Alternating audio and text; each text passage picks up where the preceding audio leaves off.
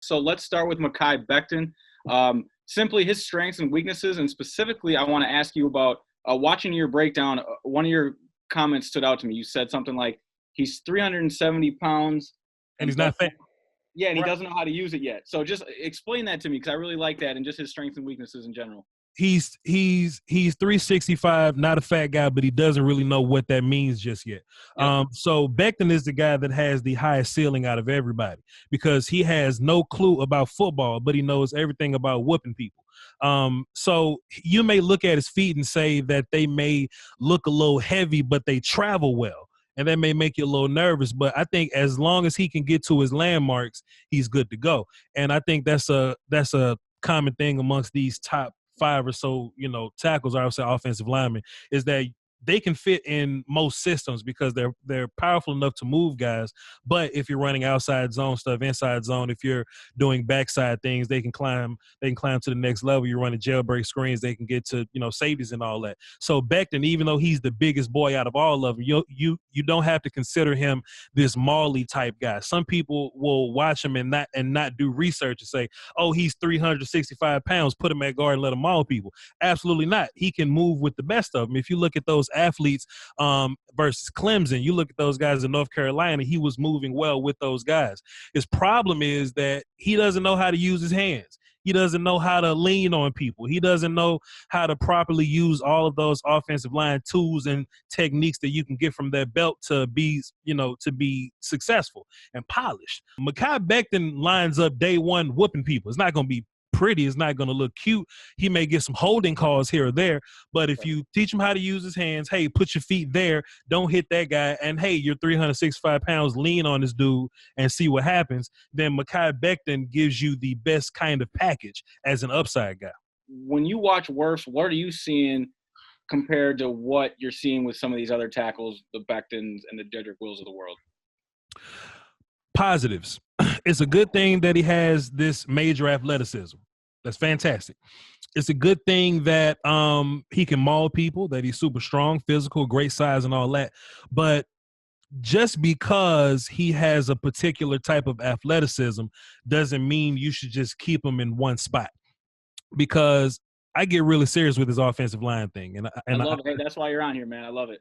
I get in these super shouting matches. Some people think that the guard position as a position is inferior than tackle. That's not true, because there are some tackles that refuse to play inside because of how different the job is.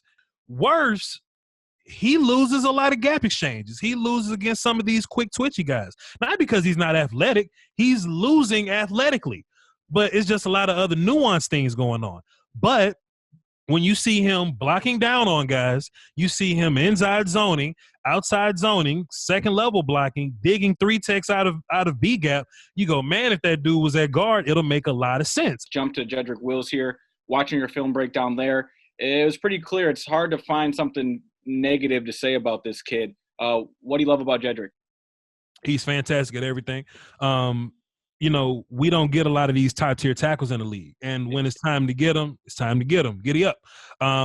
Take them off the board and plug them in there, leave them there forever. Everything that I just said negatively about Wirfs and Becton, Wheels excels at it in terms of when we talk about how players transition from college to the pro game. It starts shoulder up. You have all the athletic ability you want, but if you got it shoulder up, you got it. And in terms of technique, football IQ, intelligence, and just being damn good at it. Just being good at it. Then throw in the top tier feet. Then throw in the hands. Then throwing situational, just knowing when to use what techniques. Oh, okay, I'm going against this quick twitchy guy. Let me adjust. Let me quick set. Let me get my hands on you quicker. Okay, you're a bigger, slower guy. I have a little more room to read and react. Let me use this technique. He's perfect. I don't want to say he's perfect because I get ahead of myself. I love offensive line, draft. Weird things happen in the draft. But he's as close to a perfect prospect at offensive tackle as you can possibly get. Is he the best run blocker in the world? No, but in my perfect creative player Madden brain, you got to lose somewhere. Andrew Thomas, Georgia. Look, can I make the case with Andrew that we're entering the point where he's becoming a little overlooked? He seemed like the consensus guy.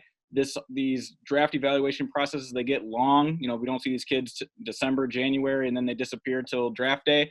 Did he just not have the Becton size and 40 time, and then the Wirfs 4.9 40 and the Alabama background to get lost in the shuffle here? What's going on with Andrew Thomas, man? So once upon a time, Thomas was tackle number one.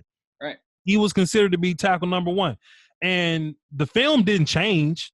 Exactly. Didn't change overnight. It's just that sometimes I think people are too smart for their own good. Sometimes they want to nitpick just because, just to say it, just to have a hot take, just to make my mock draft get a few more clicks. Let me have Andrew Thomas falling down to the 20s or so. But you see, the closer we get to draft, he coming right back up them boards.